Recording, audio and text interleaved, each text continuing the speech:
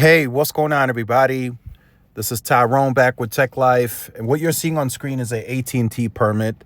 And now that we're heading into, or we are in 2025 officially, as I stated in the video yesterday, these rip and replace from Nokia to Ericsson, AT&T is aggressively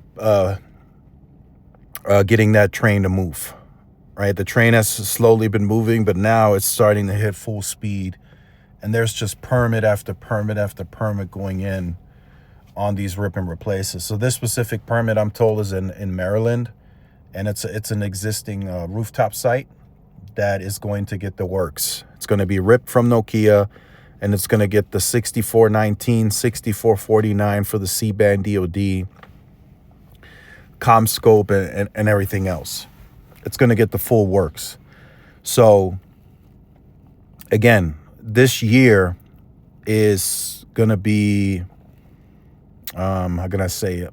It's going to be probably the biggest. This is the peak year where we're going to see the biggest, or should see, because we can't guarantee anything. We should see the most amount of rip and replace work inside of the calendar year 2025. We'll still see a good amount of work in 26, but that work should start winding down towards the end, because that's, when they want to complete it. They want to have it done by the end of 2026. So majority of that work, we saw a lot of it already this year. I mean, in 2024. They started late Q2, some sites, early Q3, they started on some. But then in Q4, it just started ramping up. We started seeing it everywhere. So this is AT&T saying we're committed, right? $14 billion. They have tower crews ready to go. We can clearly see it. The teams are, because it's one thing to put the rip and replace on paper, but it's another thing to execute. You have to execute this, right? Sprint, as an example, as I said in that video, they just couldn't execute it very well. They didn't have enough overlap. It was just a big disaster. So I'll give AT&T credit. This is a good execution. Permits are being put in.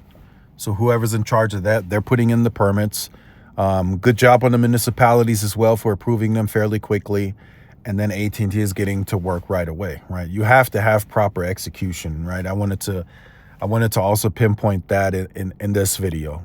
You can do rip and replaces, you can talk about it, but you have to have, not only the money, but you also have to have proper execution. And for now, it looks like AT&T is executing this very well, very little service interruption, and it's moving at a really good pace.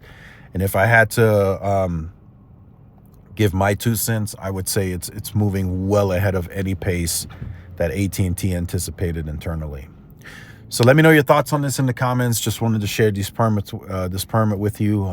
There's several other permits out there, thousands, right? I was told, just to throw that in as a stat, between Monday and Tuesday, the 30th and 31st, 700 C-band and DoD sites were turning on between those 2 days, nationwide. So that's a lot of pops that are being added in to get to the 270 million pops they wanted to reach by the end of 24.